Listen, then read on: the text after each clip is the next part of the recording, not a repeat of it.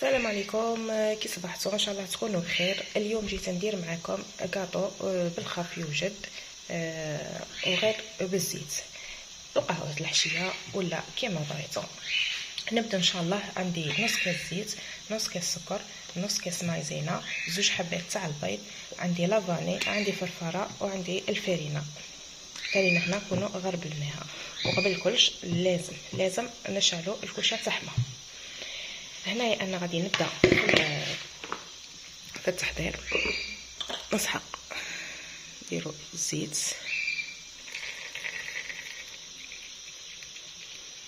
زدت معاهم زوج حبات نتاع البيض، نزيد السكر، مغرف صغيره نتاع لافاني. هنايا غادي نخلط كلش ونعاود نولي معاكم. نزيد نص كاس تاع المايزينا، نوصل الخلط ومن بعد نزيد الفرينه. هنايا غادي نبدا نزيد في الفرينه. نصايب هذا الفوي نستغنى عليه. راح نزيد الساشي نتاع الخميره،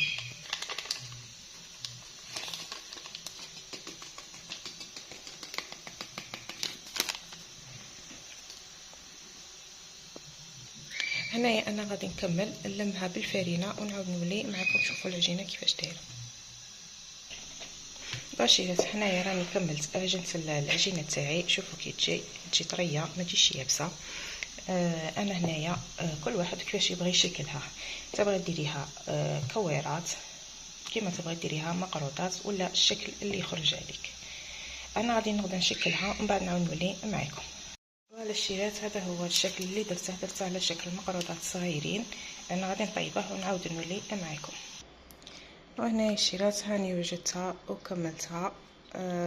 خرجت لي بهذا الشكل.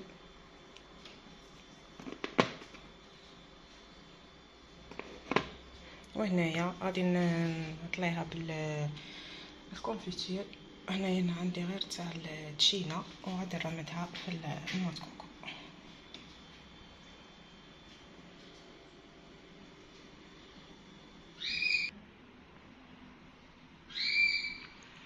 هذه هي الشيرات الحلوة اللي وجدتها معاكم.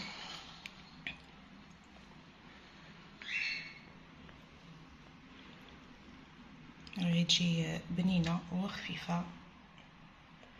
غنسيي نقطع معكم حبة.